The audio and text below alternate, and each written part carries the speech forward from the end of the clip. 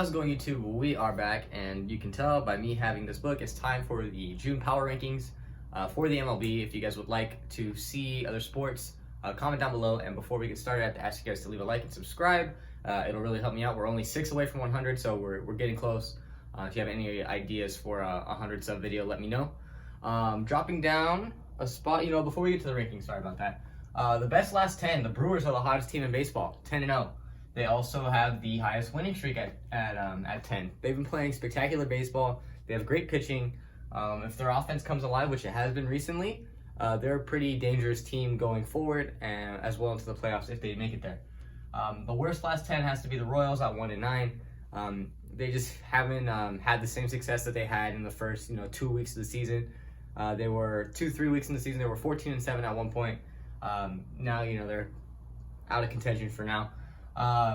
But they have a bright young future down there, Bobby Witt Jr. and a lot of good pitchers in the system as well.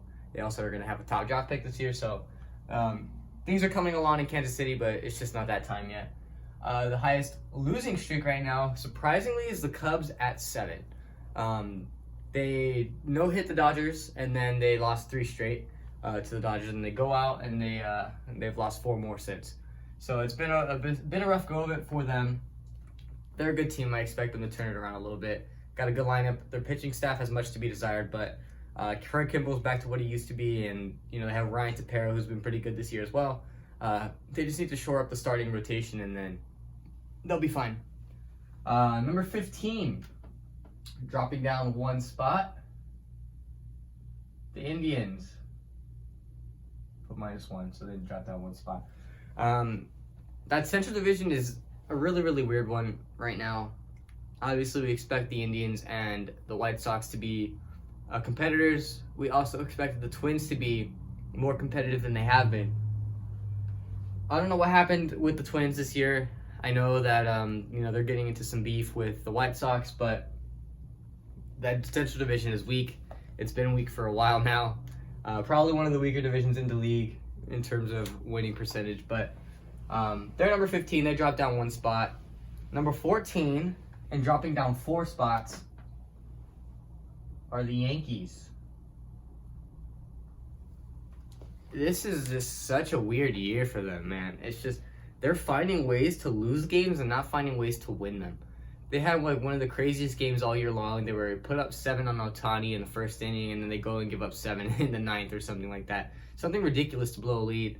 Chapman gives up a game-tying grand slam or something, and then they lose. It was such a weird thing. They lost today to the Mets 8-3. So everything that could be going wrong for them is going wrong, and we're starting to get to the point where they got maybe like a month left before they decide whether they're gonna be buyers or sellers, and they're like 3rd or 4th in the division right now, and they got a ways to work. So they're only a few games over 500, and time's running out for them.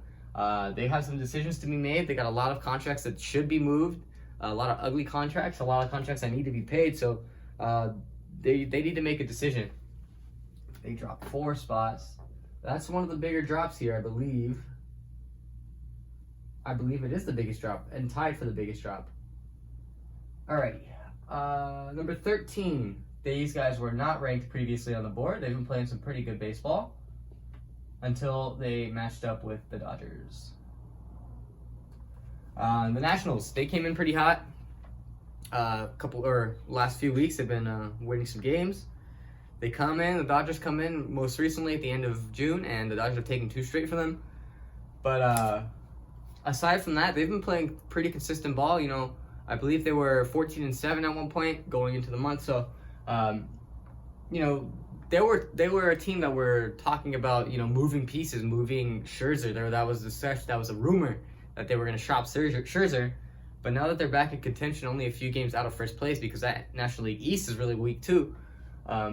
It's not likely that they blow it up because, one series against the Mets and all of a sudden you're in first place. Excuse me. But they have 2 more games against the Dodgers, and they really need to take at least 1. If they get swept in a 4-game series, that puts them right back in the rut they were in before, which is why they were not ranked. But now they're number 13, which is an uptrend for them. We'll see how it goes for them from here on. And now dropping 3 spots are those Cubs. They were a pretty hot team. They were hot. They were hot in June. But towards the end of it, it got really, really rough. And right now, I can't put them any higher than 12. It's just that Central Division is competitive right now. It's, not overwhelmingly good. I know the Brewers are really good right now. They're spectacular right now, in fact. One of the best records in baseball. But apart from them, the Cardinals started off pretty good, and now they're, average. And now the Cubs are looking average as well. So it's just it looks like a soft division, but with a stud team.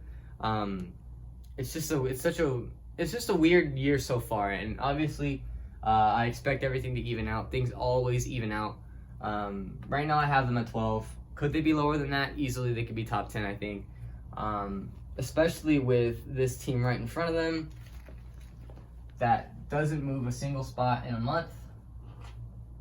The Mets. They stay right where they are from the previous month.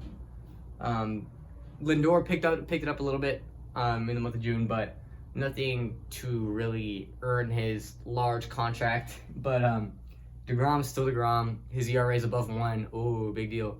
You know what I mean? He was under 1 for way too long. The Braves tagged him up a little bit for 3 runs in the first inning in his last start. Cy Young MVP guy, should be no doubt about that. But that's for another video. But the Mets moved to number 10. They're missing some production. They just got Conforto back, so maybe that'll help out. I know he went yard in his first game back, I believe. So look for them to continue to try to win that East, because that East is really competitive. They got 3 teams right around that same mark. And moving up 3 spots are the A's. The Houston Astros have officially taken over that division, which is what I expected. But the A's are still playing some good baseball. They're still a good team. I still expect them to probably make a wild card push, because I don't think they could. Why am I yawning so much? I don't think they can win that division with Houston playing as good as they are. It's just such a, Houston's a good team. We can't hate on Houston right now. They're a good team. They're winning. Altuve's having a resurgence. He should be an all-star if he's not. But, you know what I mean? They're in a tough division with a tough team that seems to be playing some pretty good baseball right now. But they could make a wild card spot, and if they make a wild card spot, they're a dangerous team to play in that first round. And jumping 6 spots, which is the biggest jump on the board, those Brewers. They cracked the top 10. They're at number 9 right now. Obviously, if they keep on winning and they keep playing forward baseball, they keep, obviously you don't expect them to win 80 straight or nothing, but they're at 10 right now, and they continue to keep playing that kind of baseball, keep getting good outings from Woodruff, keep getting outings from Burns, those 2 main guys, and all their little supplementary pieces, and continue to have dominance out of the bullpen with Hader. That puts them in a good position to win. So the Brewers in a good spot. I think that's a reasonable spot for them. I don't really see them going too higher than that. Higher or lower, really. I see them more like between the areas of 10 and 7. I think 9 is a good spot for them. Obviously, if they continue to play elite baseball like they have been lately, it'll be difficult for me to keep them outside of the top 5. Although this top 5 is really hard to crack these days. And staying in the exact same spot are the Red Sox. This is a weird division. Notice how the Rays and the Blue Jays are not on here yet, because I think the Red Sox aren't the best team in that division, even though they are in first place. Kind of similar with the West and the Giants. I don't think that they're the best team. The run differential doesn't show that they're the best team. They win games. They find ways to win games, and that's how you need to play. You want to be successful in the MLB, find ways to win games, not lose them like the Yankees. Find ways to win games, and you find yourself in the top of your division, and that's what they're at right now. Obviously, I think the 2 teams in front of them I have on the board, the Blue Jays and the Rays, are going to find a ways to get to the top. But right now, the Red Sox are there, and I have them at 8. And this is where we get a string of American League East teams. The Rays dropping 2 spots. I honestly, I don't see them being that elite of a team, especially with Glasnow's injury. But they win. You know what I mean? They're winning. I just don't like their lineup doesn't look too crazy. It's just such a weird. Why am I doing that so much? They're such a weird team.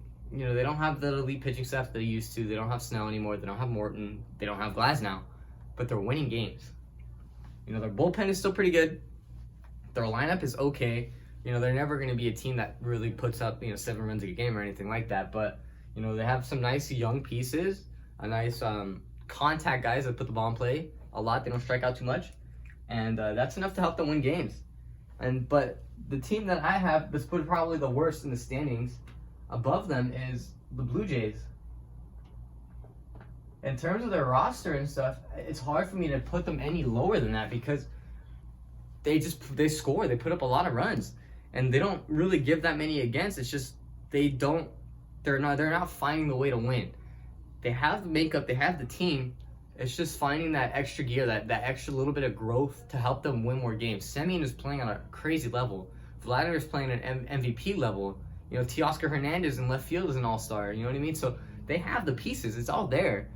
They just need to finish the job in these games because when they lose by a little bit. When they win by a lot. So it's just about balancing those things out. When you're losing games or when you're winning, don't have to blow everyone out. You know what I mean?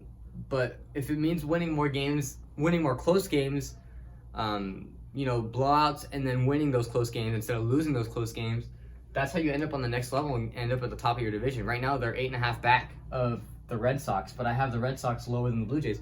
I just think the Blue Jays are a better team right now. It's just they need to put it together, and maybe they're a year away from that. I don't know. We'll see. Number 5, dropping 4 spots. The San Diego Padres. You know, I had them at number 1 last time. Now they're at number 5. They had a really, really rough month of June. They played some really, poor baseball, losing streaks up and down it. They sweep the Dodgers, and then they go back and they lose some more. They play really good baseball against the Dodgers, so credit to them for beating one of the best teams in baseball, but you have to beat the Reds, you have to beat the Diamondbacks, you have to beat, these lower tier teams, and they're having trouble. I think they're playing the Reds still. They've dropped 2 against the Reds. You have to find a way to beat those teams because, I had them not winning 90 games this year, which will probably offend a lot of people, but I did not have them winning 90 games. I had them winning 89. But that's why. This is the reason why. They're a good team, but they don't beat the teams that they should beat. They play good against good teams and play bad. They play to the level of their opponent, which can be good because you're playing to the level. When you're playing the Dodgers, you're playing at their level. You're playing, your A game against the A team, but then you're playing your F game against F teams and you're giving them a chance. You know what I mean? You don't want to give those lower tier teams a chance, and that's one thing that the Dodgers have been really good at this year is whooping on the teams that are weaker than them. They've had trouble with the Padres. They haven't had any trouble with the Giants, but they've smoked the Diamondbacks and they've smoked the Rockies. So they're beating the teams that they need to beat.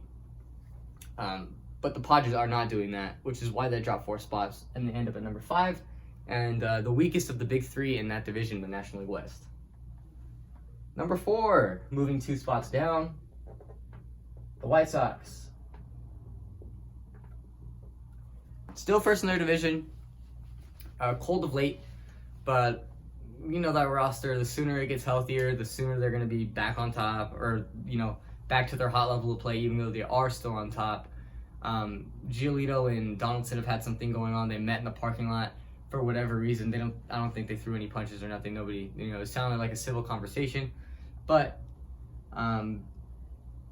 they have their own drama going on. Tony La Russa is their manager, and I don't really think he fits that team, but they're winning games. That's what you need to do, whether you agree with your manager's philosophy of being, the old guys and, the boring team that doesn't show energy and stuff. Or compared to the players who are all, young, fun dudes that like swag and bat flipping and stuff. It's just such a weird mix, but they're winning, and you can't argue with winning. But they dropped the 2 spots down to the 4. Moving 1 spot up is the Giants. They keep winning. They keep on winning. 2-game sweep last time they faced the Dodgers. I believe the Dodgers are 6-3 against them. only a half game back, so it's only a matter of time before the Dodgers take over in that West Division again. I think the All-Star break, we're really going to start to see the Giants slow down. Their old guys are going to start playing older again. We're not going to see Gausman shove anymore like we have been all year long, where he's a Cy Young contender. I don't think we'll see DeSclafani shove anymore like we've seen him the rest of the year. The only team that's really tagged DeSclafani is the Dodgers, and I believe he's 0-3 against us this year, which is such a weird thing compared to his ERA is like sub-2 against everyone else. So if they want to protect his ERA, they'll stop starting him against the Dodgers, but expect them to fall. I expect them to fall. Maybe they won't. Maybe they buy at the deadline. I think that'll be a big mistake considering they have one of the older rosters in baseball. Brandon Crawford and Brandon Crawford has had a resurgence in his career. Donovan Solano's been okay. Steven Duggar has been one of the biggest pieces for them in their success, which is a weird name to have such large success from. Brandon Belt's hurt right now, so it's just a really, really interesting time for them. Number 2, hot right now, winners of, I believe, 6 straight. The Dodgers. They are, they're the big bag team in the West. You know what I mean? It's just a matter of time. The National League is just waiting for them to start taking off, and I think we're getting to that point. They were down 3-0 against Scherzer last night. They take Scherzer out, and all of a sudden it's 10-3. So, that's the kind of team that the Dodgers are. They will bite you if you leave them in the game. And they're really starting to get that production back because everybody's starting to get healthy. Bellinger's back, Muncy's back. We're just waiting on Seager after the All-Star break, and I think after that, all the Infinity Stones are together, and then the Dodgers are going to have all the power in the MLB, and expect them to take over that first spot in July. At least I do. And moving 5 spots up, the king of the MLB on No Hit Media's power rankings is the Houston Astros. Houston Asterix. Playing good ball. Correa's playing good ball. Altuve's playing good ball. Those guys should both be All-Stars, even though they aren't starting. They still have a good team. The team is really good, and they don't even have Verlander yet. Their bullpen is getting healthier. Their starters are producing. Urquidy's hurt again, but their Framber Valdez has been balling out. Lance McCullers is pitching well. Everything is coming together for them, and we knew they have a good team. I think that's why people got so hurt by the fact that they cheated, because their team is good. They have top talent, top tier talent on their team, so you don't need to cheat. And the fact that they did cheat is what really made people mad. But they're the king of the MLB right now on this list. We'll wait another month and see how it goes. That's gonna do it for this video. Leave a like if you enjoyed. Subscribe. Comment your guys' first team on the MLB right now. Mine is the Astros. Let me know. If you guys would like to make a donation, No Hit Media on Cash App, and I will see you guys next time.